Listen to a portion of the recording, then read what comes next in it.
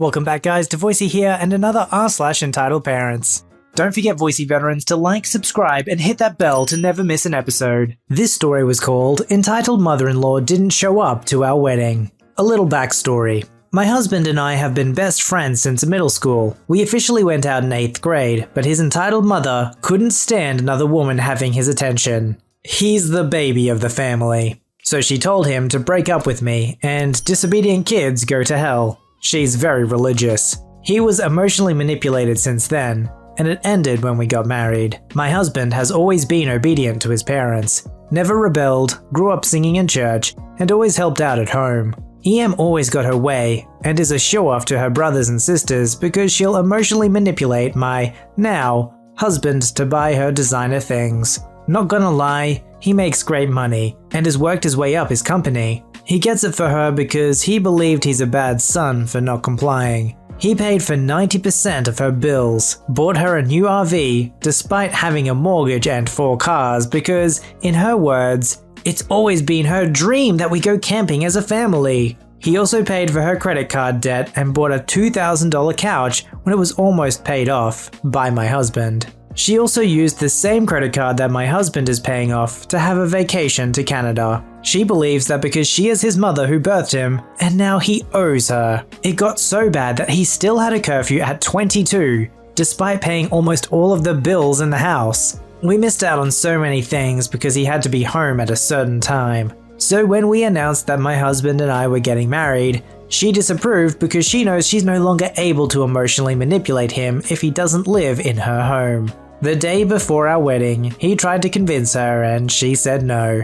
He still went on with our wedding and we got our own place away from both parents. When we got married, I explained to him how he's being emotionally manipulated and he didn't owe her for being born. He woke up and realized all the things he has done for her and told her he's no longer giving her money because he's got his own family now. And it still hurt that she didn't show up for our wedding. She subtly blames me because she had to get a second job to pay for the things my husband would usually pay for, and that my husband would never visit her. He also had panic attacks because he would get yelled at for staying late at work past his curfew. We're both in a great state mentally now, despite the fact his mum still tries to stir drama. He gives her money here and there when she really needs it, but that's about it. I think the saddest thing in stories like these is when the people don't even know that they're being emotionally manipulated. It just makes me mad when there are people taking advantage of other people who just don't know any better, especially when they're trying to take advantage of their compassion and generosity. 2 qualities that are some of the best qualities a human being can have. Doing something like that to a stranger is bad enough, but doing it to your own family, your own child, the person that you're supposed to be taking care of, you're supposed to be providing for, that's just a next level of messed up.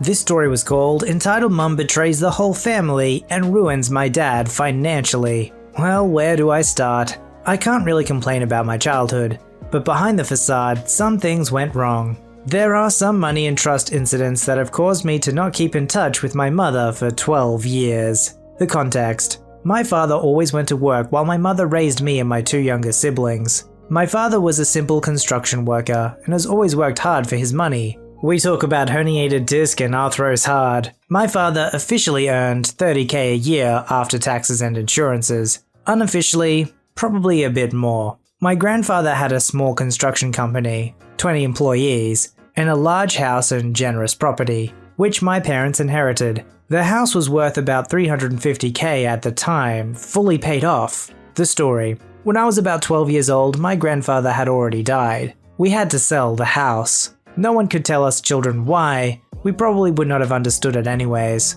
We moved into a small house for rent and took a vacation, which cost a fraction of the house worth. That's what we thought at least. But it turned out, the holiday costs were all that was left from selling the house. Of course, we liked the holiday very much and we wanted to go there again next year. My father said that was no problem and started to save for the holiday. The next year, day of the flight, luggage packed, flight tickets in an envelope in the table, we thought. My mother, gone. My father, visibly nervous because my mother isn't there. The flight leaves without us. My father opens the envelope. Inside, a letter. My mum's handwriting. Hey, listen up. We weren't able to pay for holidays and I'm leaving you. We were devastated. A few weeks passed. My parents somehow got back together again.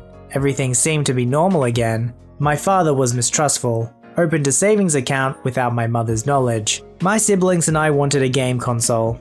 The decision was between Nintendo 64 and Sega Dreamcast. Because the games were cheaper, we opted for the Dreamcast. My father took us to the flea market so we could sell our toys to earn money for the Dreamcast. We owned it for about 6 months until it disappeared in a mystical way. A few years later, after my confirmation, age of 13 or 14, to my confirmation I got about €500. It was not much, but enough to buy me a shirt that I wanted unconditionally, a Nokia 3310, and there was still about €350 left. I keep these in my room. One day I forgot my mobile phone at home. When I came home I couldn't find it anymore. It had disappeared. Until today. At the time, the Nintendo GameCube was released. I wanted to buy it from my money, so I went to my hiding place. Empty. I asked my siblings if they had taken it. They would never do such a thing, but I asked anyway. They didn't have it, of course, but they didn't make any purchases that could have been made for that money. So I asked my parents.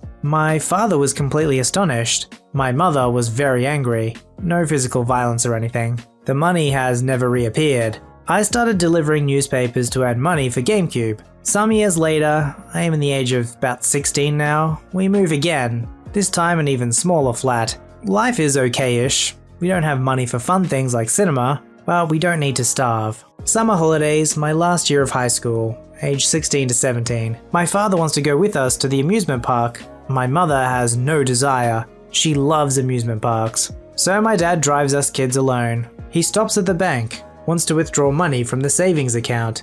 Empty. He asks the bank how that can be. They tell him that married couples, despite password protection, always have access to savings accounts. First of the month, added euro. Third of the month, taken away. My dad is ticked off. We children, disappointed. We go home. My mother is gone. Her answering machine, don't even try, I'm dead to you. My father changes the door locks. I accompany him to the authorities and bank, because he can often be hot-headed when he is nervous and we need solutions. We get many things under control. I learned to cook, to wash the laundry properly, to actually throw the whole household. I'm good with numbers and I'm going to take care of the finances. It doesn't look good, but we can do it. My youth is over. I don't blame my dad for that. One night it's still holidays. I hear a cough in the garden. I think nothing of it. Then again, I go out and follow the cough. There lies my mother, sleeping in the shed, covered with a towel. She wakes up, sees me and leaves. That was the last time I saw her. In the following months we get many letters from lawyers and courts about unpaid bills. My father has to file for bankruptcy. One evening, men dressed in black are standing in front of our door, armed with clubs. My 12-year-old sister was in huge fear. Reminder, my father worked on construction site. He didn't let himself be intimidated. My dad was okay. I didn't see what happened exactly. If he tells the truth, he jumped out of the car the second he saw them. Grabbing a tool from work and being a behemoth, he had quite a good position to bargain. Perhaps that the guys were the first warning with no intention of physical harm. We paid the debts we owed the guys. My mum tried to get in contact with me and my siblings for some time. My sister even moved in with her when she hit puberty and had girl problems. I can even understand why my sister did that. Living with men can be rough when money is tight and you're a young girl with puberty problems. Sometimes I think I am way too hard for not wanting contact, because she is my mum. On the other hand, I think screw her, she betrayed you, your dad, and your siblings. You have to wonder what drives a person to that point where they would do that to their own kids and their husband. You know, it's one of those situations where she's probably justifying it in her own head. She obviously knows that it's wrong, but she doesn't care and she does it anyway. I like to think that the next generation always has a chance to learn from the mistakes of their parents, but there's no guarantee of that either. This story was called EM Pretends She Lives at My House, so she doesn't need to walk far. This happened a few months ago on the 1st of May. The backstory. On the 1st of May, we Germans celebrate the Day of Work, where ironically, nearly nobody works except for people in public or medical services. I'm a fully trained nurse myself, and this story happens when I was on my way to work. I live with my mum, my stepdad, and his family. His mum and dad, his sister and her husband with 2 small kids, in a fairly big house. Everyone has their own flat, but we enjoy living together, and have many family activities. Story time. Yay! EM is entitled Mum, Brat is B, Awesome Uncle AU, and Awesome Aunt AA. The 1st of May. As I explained above, we Germans celebrate the day of work. In some parts of Germany, there are big protests and such, but in the city here and around of my city, we come all together and drink, watch live concerts, eat and just have fun. There are still people that actually need to work, like poor nurse me, but crap happens. My family house is really close to the place where these celebrations are held. It's so lucky when I do get free time. There are also other celebrations held, but the 1st of May was the day it happens, so it was just when I was ready to leave for work. I had much time to spare, but I'm a busy bee and like to be early at my workplace. Not thinking anything bad, I waved goodbye to my little step-cousins that were waiting for the parents to go to the celebrations, and closed the front door. Walking to my car, that was parked in our driveway, I thought about what was ahead of me for my day. I'm a trained nurse, and even if it was a holiday, it could get stressful. Just as I was about unlocking my car, I saw another car pulling up at our driveway. I didn't really think about it. Maybe the person in the car just wanted to drive a bit in, so he could more easily turn around. The parking spots in my street were already full and crowded, as the celebrations were at the time on full. But the person stopped in the middle of the driveway, making it impossible to move my little car past them. At this point, I should have guessed what happened next, but my brain didn't register fully what happened. Maybe because I was thinking of my workday ahead. Or maybe because sometimes I'm a bit dumb. The person turned off their car and left it.